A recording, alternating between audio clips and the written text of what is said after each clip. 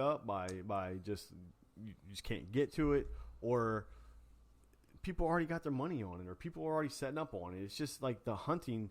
I call it the Duck Dynasty effect, where Duck Dynasty.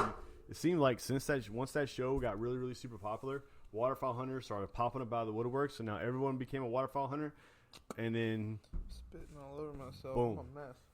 Boom. So I don't know, man. I don't know. But you guys are lucky enough to have a couple decent spots, especially it's pretty sunrises and good setups, and you have the decoys, you have the locations. So pretty sunrises. That's from people who don't shoot nothing. So we got good spots to sit and watch the sunrise. Or you have a good spot to shoot a canvas back the day after duck comes out. Which you guys have, because you guys had we would have had a great day that day. Dude, you had last year, the day after duck went out on a Friday, right? It was either Friday or Saturday, and we went out Saturday or Sunday. Literally the day after. I think it was a Friday. And then we went out goose hunting, and the birds were freaking everywhere, man. It got real cold. It froze up all the ponds and stuff, and the birds were on the lake like crazy. Yeah. And even if you're not duck hunting, you know, it's still fun to call at them. Of course, you're not going to shoot them, and we didn't even have any duck decoys out. But man, they wanted to be in there bad. They came in. We had 4 or 5 flocks do it. Land right in the geese decoys. Big Couldn't believe birds. it. They knew. Big birds. They knew. They knew the day was out too. They knew they couldn't. For some reason, they have like this knack to know, you guys can't do shit. We're gonna get you. We're gonna show you our asses. And you know what? We dare when you guys. And it actually crossed my mind for a second. Will anyone really know if we shot this bird? And then we're like, well, no, we absolutely not. Can't do that. It's a federal offense. It's a federal offense, guys. If you shoot, a waterfowl out of season, it is a federal offense. Federal offense. You will probably never be able to hunt again, ever. Not to mention all the fines you're going to get and stuff like that. You remember? Were you there the day that we looked up how much it would hurt you if you shot a seagull? Yes, because that's all that was flying. There was like millions of seagulls. You know, it just came on our mind. You know, what would happen if you shot one? Because you see, it was like $16,000 per seagull. You can go out right now, and see that same seagull in a Walmart parking lot. And it would cost you $16,000, $17,000, $18,000. Not to mention lawyer fees and all that other shit. Wages lost. $16,000 fine, I think it was. We might have been reading it wrong. No, I don't know, dude. No. It was. I couldn't believe it, dude. Couldn't believe it, dude. It's don't shoot seagulls either. Don't shoot seagulls. Don't. But we got a beaver problem. We're gonna have to take some of them out. Of course, we got coyote problem. I want to get on some of them. Some red fox, some gray fox. Definitely some waterfowl. So Connor did something last week, or might have been the week before, where we're going to see what this does. Let's go ahead and do this. So he put a carcass out, an old deer carcass shot. Well, it was pretty fresh. It was killed the same day. All right, so you put a carcass out. You got your meat out. And put a carcass out and put a camera in front of it because we wanted to see, what had happened. Nothing. Bunch of buzzards. That surprises me. I don't think they want scraps, man. They want to go out and do it. They want a fresh kill. They want to do it. So that goes. I don't know. I might be wrong. I don't know. I think so too. I think they want to work for it. I think they really want to see it. I think they want to. Or they might not have been in the area. Dude, they gotta move too. Dogs can smell, man. Dogs can smell. They would. In my opinion, I would have figured that they would have smelled this deer carcass. I had a fox come into it, but he didn't eat on it. He just kind of like he was coming through. And decided to see what was up. But that surprised me that no coyotes came. It really does, especially when you have coyote footage where you would so much.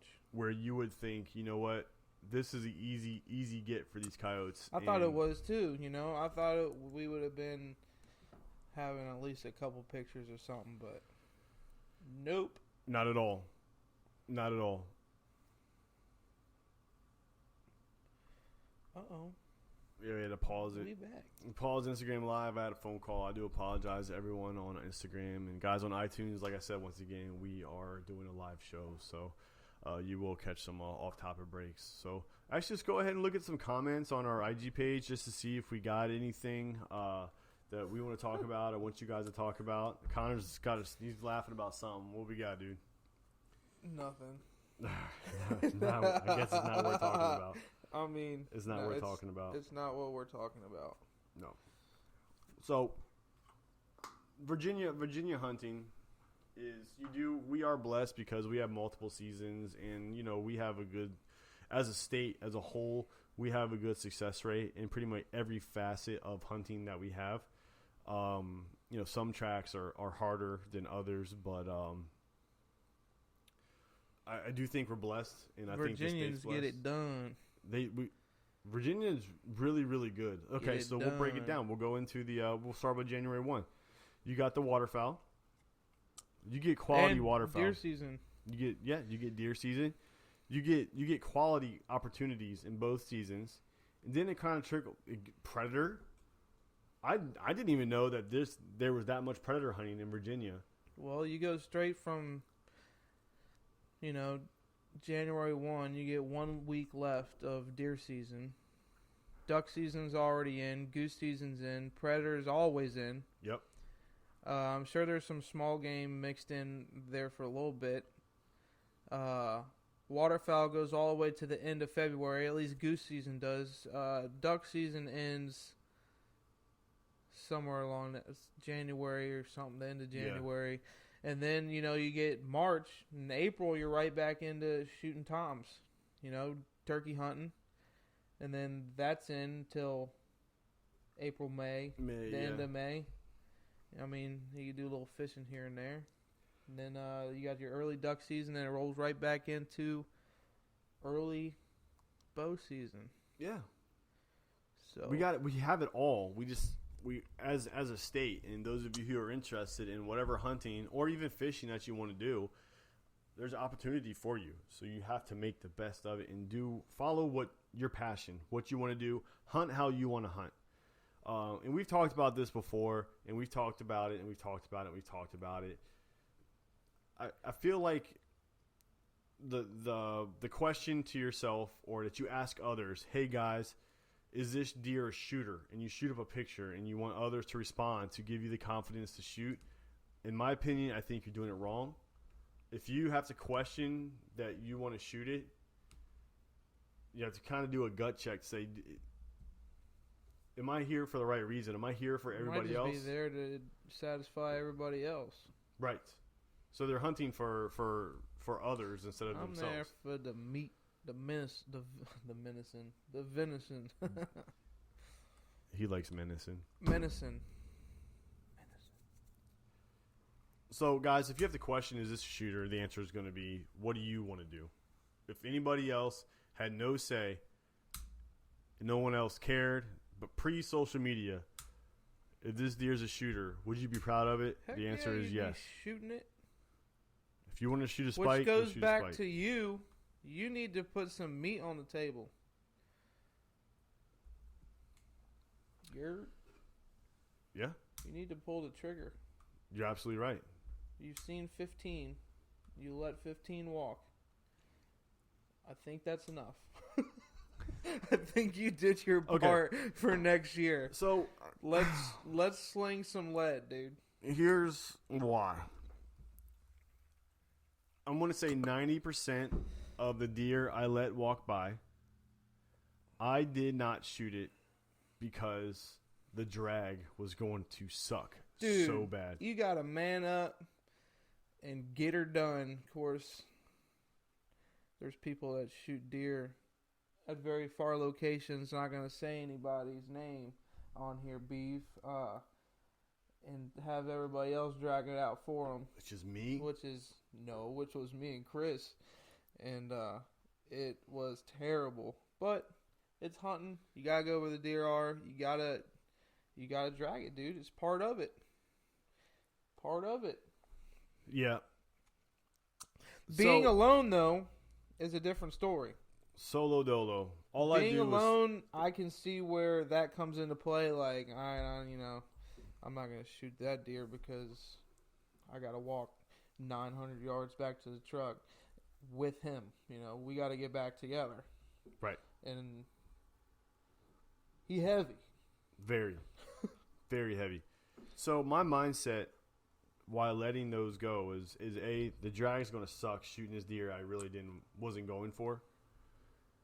But I'm going to now officially transition, especially now I'm not following the big boy anymore. I don't need the big boy anymore.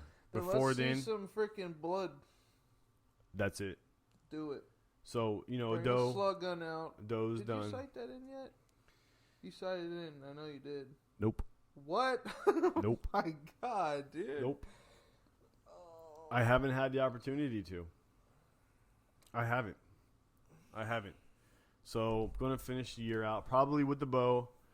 I was able to get my scope on my sight, which took way too long and way too many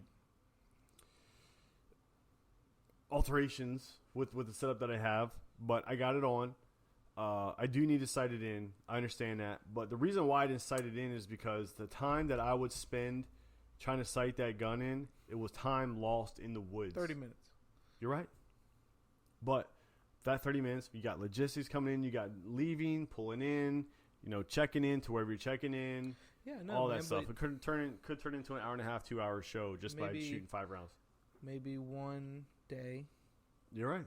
Shoot them, sight it in, and then go out there with your brand new toy and swing some lead at some front shoulders. Really, really, really want to. So I am now going to not be selective at all when it comes to deer. I'm not looking for the big guy. The guys that I've had on camera. I didn't mean to just change your mind. I just want to see you shoot something. I had the mindset of it. I changed it. I changed it last night. I did my last set.